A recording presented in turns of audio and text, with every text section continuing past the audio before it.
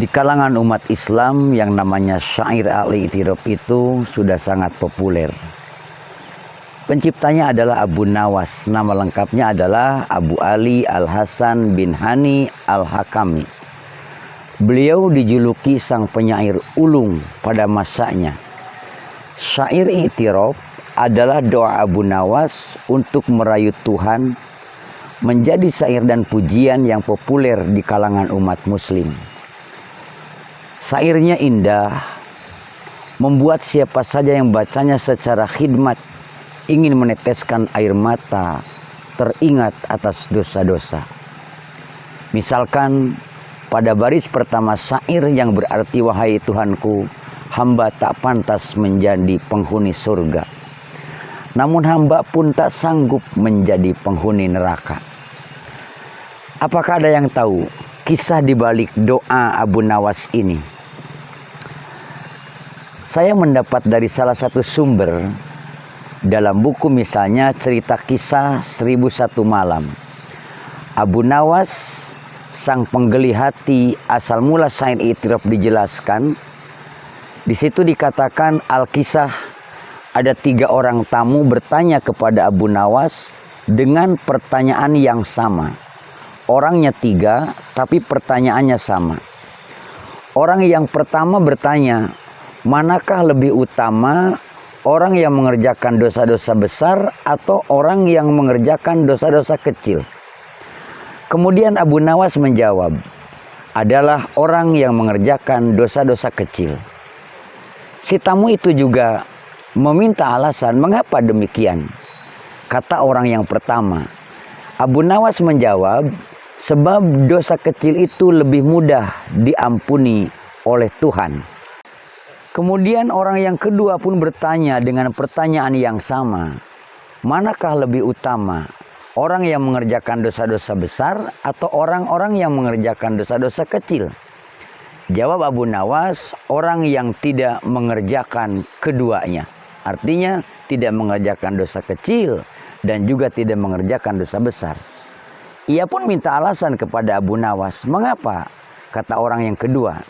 Dengan tidak mengerjakan keduanya, kata Abu Nawas, tentu tidak memerlukan pengampunan dari Tuhan.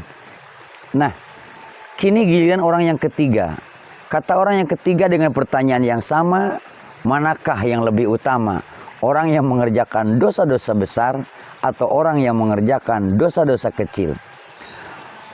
Abu Nawas menjawab, orang yang mengerjakan dosa-dosa besar. Jawab Abu Nawas. Orang ketiga pun minta alasan mengapa demikian.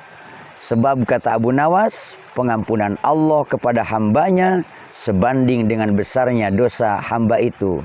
Demikian Abu Nawas menjawab pertanyaan dari 3 orang tadi dengan pertanyaan yang sama. Kemudian ketiga orang itu pulang dengan perasaan puas karena sudah mendapatkan jawaban.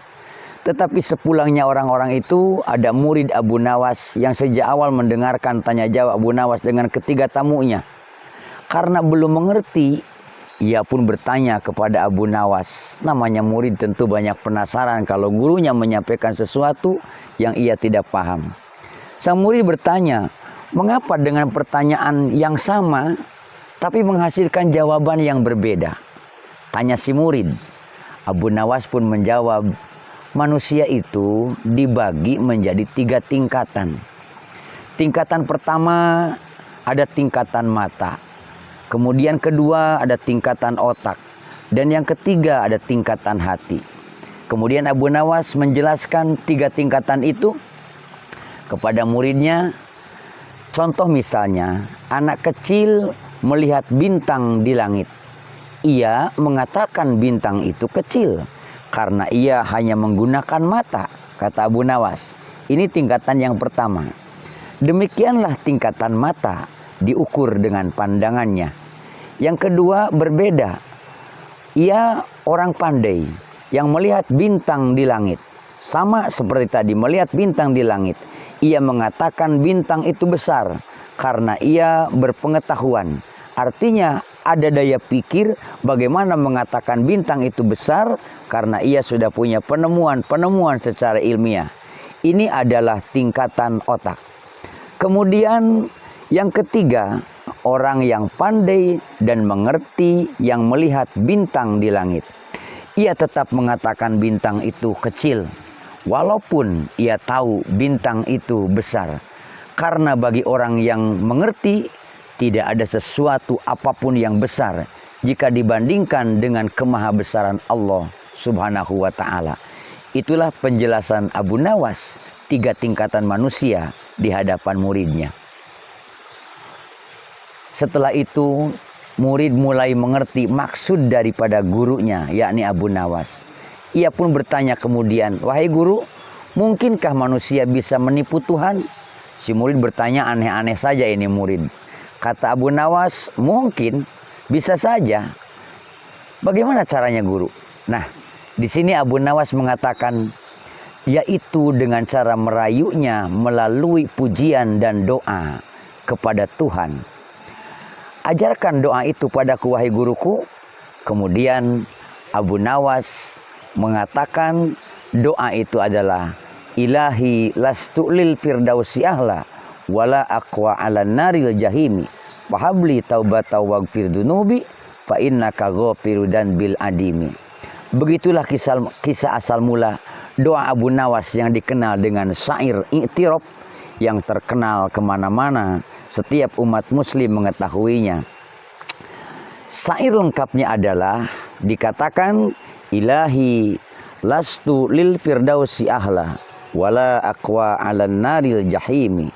Wahai Tuhanku, hamba tak pantas menjadi penghuni surga karena banyak-banyaknya dosa, perbuatan yang salah. Namun hamba pun tak sanggup menjadi penghuni neraka karena siksaan neraka itu alangkah sangat berat. Fahabli taubata waghfir dunubi fa innaka ghafiru dan bil adimi. Terimalah taubat-taubat hamba dan ampunilah dosa-dosa hamba. Sesungguhnya Engkau Maha Pengampun atas segala dosa-dosa yang hamba perbuat. Kemudian dunubi misla a'dadir rimali fahabli taubatan ya dzal jalali. Dosa-dosa hamba bagaikan tumpukan pasir ya Rob, banyak sekali, tidak terhitung. Terimalah taubat hamba, wahai yang maha mulia, Allah Subhanahu wa ta'ala. Dalam bait selanjutnya, wa umrina kisun fi kulli yaumi wa dan bizaidun kaifah timali. Sementara umur hamba kian hari kian berkurang. Walaupun jumlah umur itu bertambah, tapi sesungguhnya waktunya semakin berkurang. Dan dosa hamba kian bertambah dalam setiap hari. Bagaimana mungkin hamba mampu memikulnya? Hai Tuhanku, hamba-Mu yang penuh dengan dosa ini kini menghadap kepadamu memohon ampunan. Jika Engkau mengampuni, pantaslah karena Engkau Maha Pengampun. Namun jika Engkau menolak permohonan hamba, kepada siapa hamba berharap selain kepadamu? Itulah kisah awal mula syair al-i'tirab yang sering dibacakan di mana-mana dan populer di kalangan umat Islam.